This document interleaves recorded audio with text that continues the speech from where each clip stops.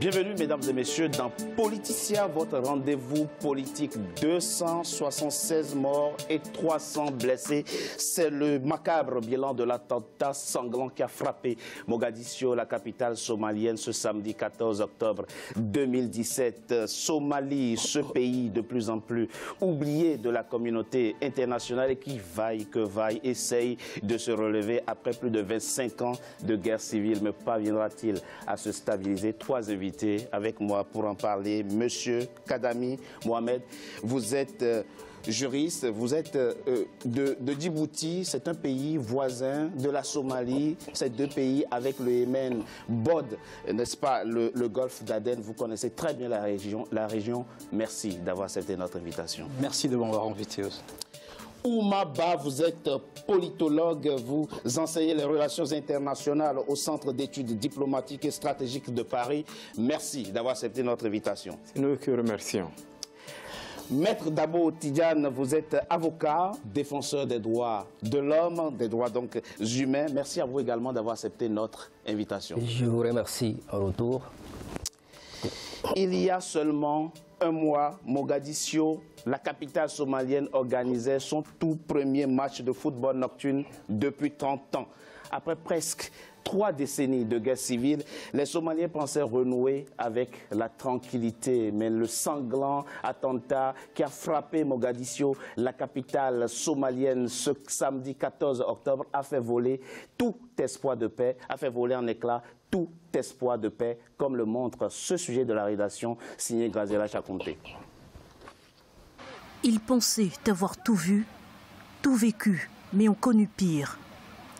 Sols jonchés de débris, bâtiments effondrés, véhicules calcinés, Mogadiscio, la capitale somalienne, offre depuis quelques jours un visage de mort. Pourtant, le pays croyait renaître. Il se croyait enfin à l'abri d'une telle barbarie. Alors que s'est-il réellement passé et quelles sont les capacités du gouvernement à sécuriser le pays? Décryptage. 14 octobre 2017, début d'après-midi. Un camion piégé explose en plein cœur du PK5, quartier populaire de la capitale somalienne. 2 heures plus tard, un autre véhicule explose dans le quartier de Médina. Des scènes apocalyptiques et un bilan de guerre, 276 morts et 300 blessés, du jamais vu dans l'histoire du pays. Aujourd'hui, nous avons tout perdu. Des personnes qui nous sont chères. Participons à la lutte contre le terrorisme qui menace notre paix et notre stabilité. Oublions nos différences et travaillons pour le mieux-être de notre société. Un acte effroyable qui met brutalement fin à un printemps somalien qui n'aura duré que 7 petits mois et qui intervient quelques semaines après la démission du Premier ministre Omar Abdirachid Chamarké. Hasard du calendrier ou événements liés, les interrogations fusent et les soupçons se confirment. C'est un acte de lâcheté des terroristes Al-Shabaab. Et il est destiné à contrer la population civile, à les craindre et à les soutenir. Mais c'est un acte de lâcheté et nous les vaincrons. Mais les autorités en sont-elles réellement capables? Rien n'est moins sûr, car malgré leur expulsion de Mogadiscio en 2011, les djihadistes contrôlent toujours une part substantielle du territoire somalien. Farmajo n'a cessé de promettre que la sécurité serait rétablie à Mogadiscio.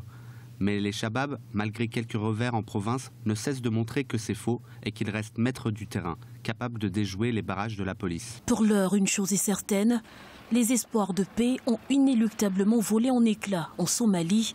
Une situation qui ne semble guère alerter la communauté internationale, car au-delà des quelques condamnations de circonstances, peu d'actes concrets ont été posés.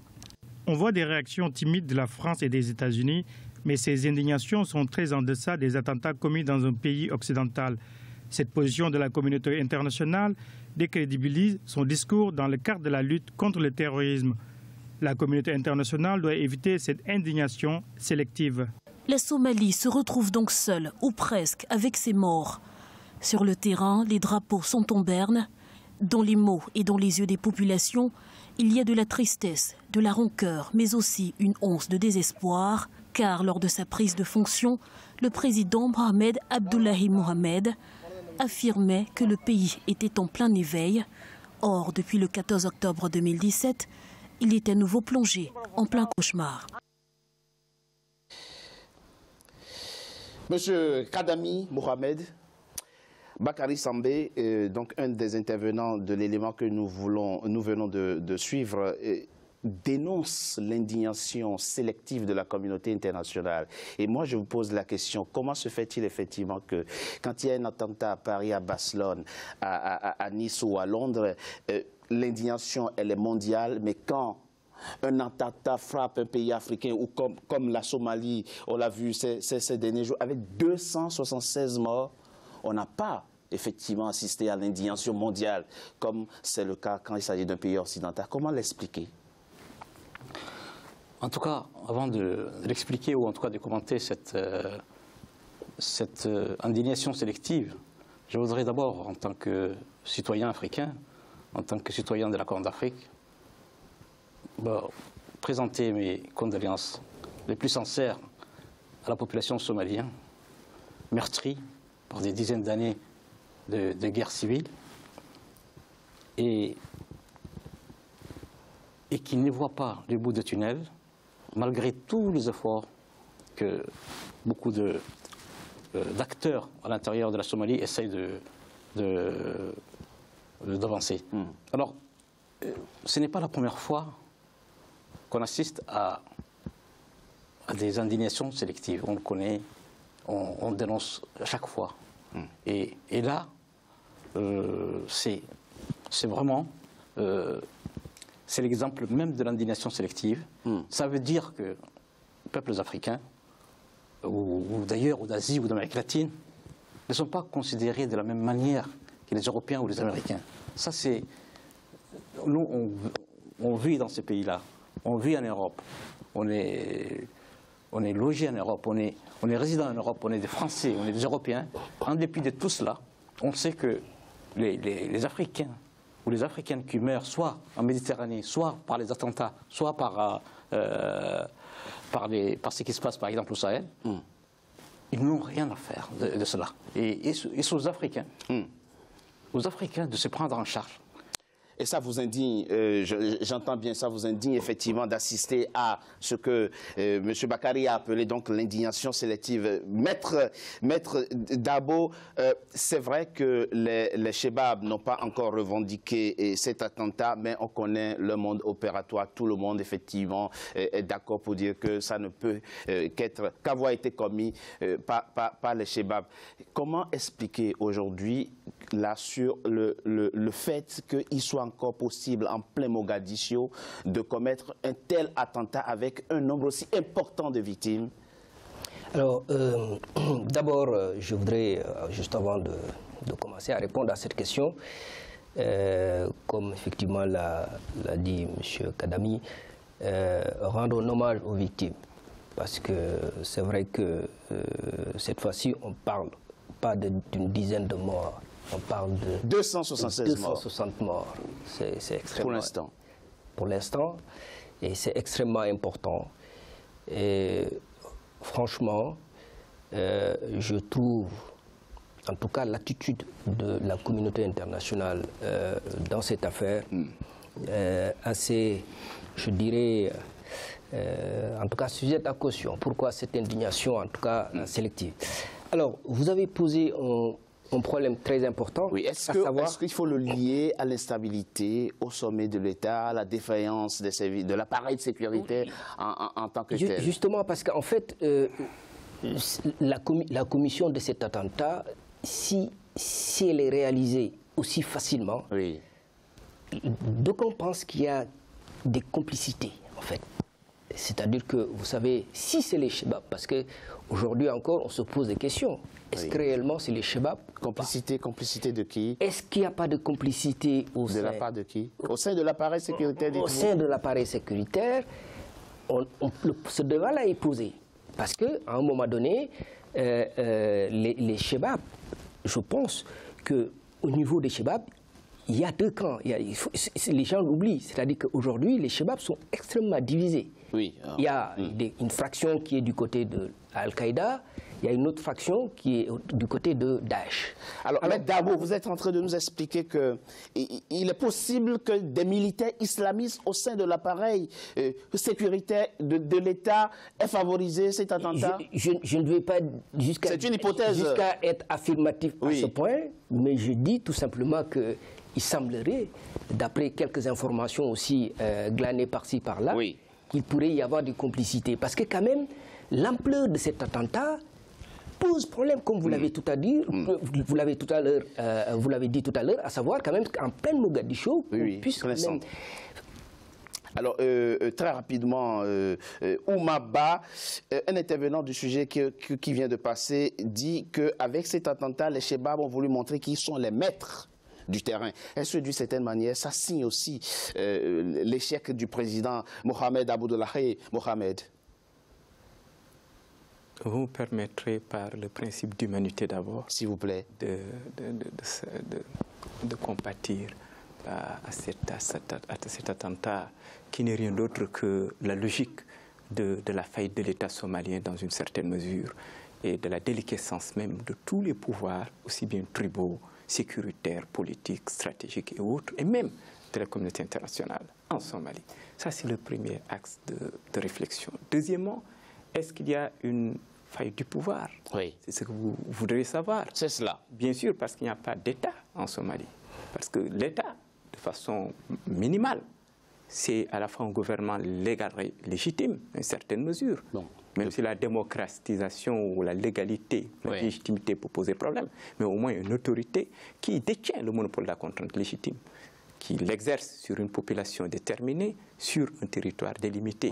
Or, en l'espèce, nous voyons que non seulement que le territoire est internationalement reconnu, de ses frontières externes, mais à l'intérieur, l'autorité de l'État est en faillite, d'autant plus que les Chebabs occupent des parties très importantes du pouvoir. Et l'autre élément de mon point de vue qu'il faudrait très rapidement, mettre en évidence, c'est qu'il faut savoir que les Chebabs, ce sont des Somaliens.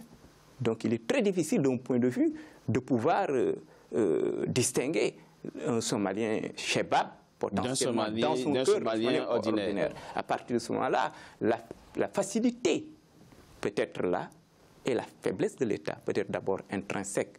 D'autant plus que l'État somalien n'a pas les moyens sécuritaires, n'a pas de satellites, n'a pas de vidéosurveillance, n'est pas suffisamment apte aujourd'hui à pouvoir imposer son autorité sur l'ensemble du territoire. Je crois que la première faiblesse, elle est structurelle. Le terrorisme frappe aussi dans des pays avec un État fort. Mais pas avec autant de facilité, de récurrence et de permanence. Il n'y a jamais eu un État, un régime souverain en Somalie qui fait l'unanimité du point de vue de la structure institutionnelle et sociétale tribale. Monsieur Adami, Mohamed, cet attentat intervient dans un quartier où il n'y a pas de symbole de l'État. Au fond, on ne peut pas dire là que les terroristes se sont attaqués à des symboles de l'État. C'est un quartier commerçant. Quel est le message, vous qui connaissez très bien ce pays, quel est le message que les Chebabs ont voulu donner en frappant des personnes innocentes, des civils, dans un quartier commerçant? Si on prend comme hypothèse, si on accepte que c'est les Chebabs qui font du coup, on peut expliquer du fait que depuis quelques mois, il y a des défections au sein des Chebabs. Et le nom des moindres, un des dirigeants qui s'appelle Abdurrabo, qui est un troisième dans la hiérarchie des Chebabs, a fait défection et aujourd'hui il est avec l'armée somalienne. Donc est-ce que, si on se place de ce point de vue-là, est-ce qu'ils ont voulu démontrer qu'ils existent toujours, qu'ils sont là, qu'ils sont présents, qu'ils sont forts? Ça, c'est la première chose. Mais deuxième chose, je pense que ce n'est pas complètement aujourd'hui sûr que ce soit les Chebabs. Mais ça pourrait être qui? Alors, dans mes recherches, en essayant de comprendre un peu ce qui se passe un peu en Somalie, dans l'embroglio Somalie, ce que j'ai remarqué, c'est que les victimes civiles ne sont pas seulement le fait des Chebabs. Les victimes civiles sont aussi le fait des milices claniques. Je précise, les milices claniques de Habar-Gedid, les milices claniques de Jejali, les milices claniques de Darod Marihan.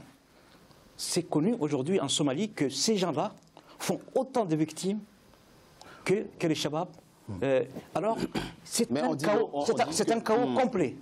Et chacun veut tirer son épingle de jeu dans ces choses-là. Alors, pour le moment, c'est vrai que, comme l'a dit Mohamed Abdellahi Farmajo, le président somalien, c'est-à-dire il y a effectivement une certaine empreinte des Shabab. C'est le mode opératoire, hein? Un camion bourré d'explosifs. Mais en même temps, je crois que pour le moment, il y a peut-être encore, c'est pas complètement sûr que ce soit les Shabab. Mais dites-nous, comment expliquer ces tensions exacerbées à la tête de l'État? Qu'est-ce qui fait que les Somaliens n'arrivent pas à s'entendre? Vous avez évoqué tout à l'heure les rivalités claniques. Est-ce que la coexistence même de ces ethnies est compromise à jamais? Moi, je crois que ce n'est pas compromis à jamais. J'allais dire cohabitation. Il y a tellement d'enjeux dans ce périmètre. C'est-à-dire, il y a des pays voisins qui sont présents. Il y a les grandes puissances qui sont présentes. Dans la Somalie, aujourd'hui, c'est le littoral le plus long de l'Afrique, le plus long des pays arabes. Oui. Donc, c'est à tout vent. Tout le monde peut rentrer, tout le monde peut... et puis, il y a tous les gens qui fuient, par exemple, et le Yémen et l'Afghanistan, qui peuvent aussi trouver leur refuge. Tout à fait. Et même Pakistan. Mais si on revient un peu à la semaine qui a précédé cet attentat. Oui. Il y a le ministre de la Défense. Tout à fait. Et le ministre et le général de la police qui ont démissionné. Et comme un hasard, c'est-à-dire l'attentat vient une semaine après cette démission-là. Alors, il y a toujours des rivalités au sein de l'exécutif somalien aussi. Les premiers ministres, souvent, et les présidents ne s'entendent toujours pas. Ils ne se parlent même pas. Ils se parlent même pas. C'est très curieux qu'un Premier ministre et le président de la République ne se parlent pas. Donc non seulement déjà il y a comme l'a souligné notre collègue, c'est-à-dire il y a déjà une faiblesse intrinsèque de l'État somalien qui a été détruit. Oui. Mais en plus de cela, les gens qui sont censés le sortir de cette ornière sont eux-mêmes à couteau tiré. Ont aussi des rivalités. Des rivalités entre eux. En tout cas, dans l'hypothèse que cet attentat ignoble a été commis par les Chebab, qui sont réellement les Chebab? Je propose qu'on en parle après une courte pause.